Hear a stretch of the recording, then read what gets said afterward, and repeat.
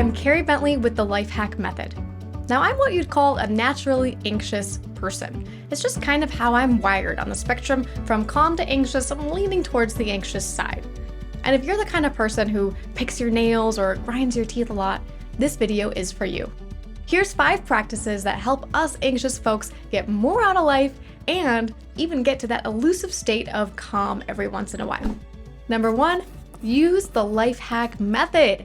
Demir and I developed this productivity system to reduce overwhelm and create work-life balance.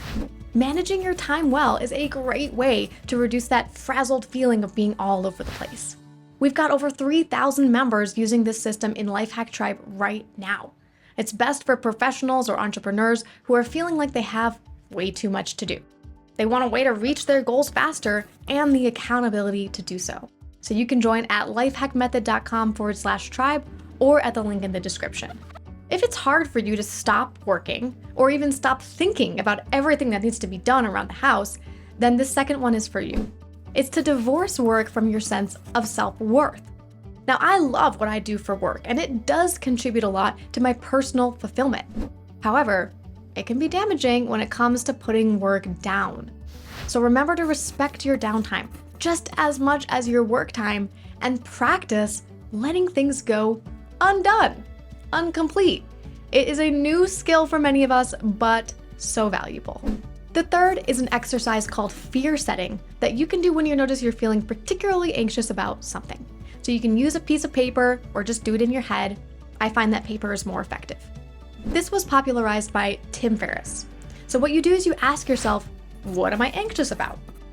Then you ask yourself, what is the worst possible outcome here? Yes, I said worst. Maybe you're anxious because you're behind on a big work assignment. If for some reason you crash and totally burn with this assignment, you might be genuinely concerned that your boss will fire you. Then you keep asking, well, what's going to happen then? In the worst case scenario, let's say you get fired. So you get fired, what then? Well, maybe you take a few months and your severance money and you go and find a better, different job. Or say, you don't find a job. Maybe you move somewhere more affordable. Maybe you change your lifestyle. Maybe you live in a tiny house or sell all your stuff and go traveling in a van just like you've always wanted to.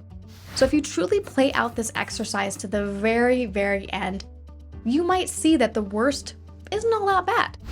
In fact, it could bring you a sense of relief, like, wow, even in the worst case scenario, I'll be okay. Number 4 is to find an outlet. So if you're finding it hard to take a break and truly rest your mind, take up a hobby that helps exercise a different part of your brain than what you're used to using at work.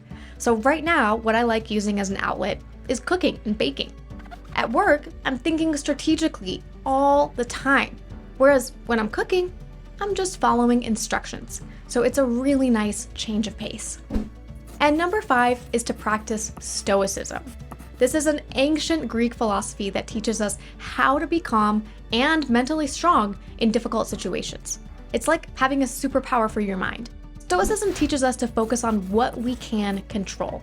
There are many things in life that we can change and control, like our actions and how we treat others. But there are also so many things that we cannot control, like the weather or what other people think of us.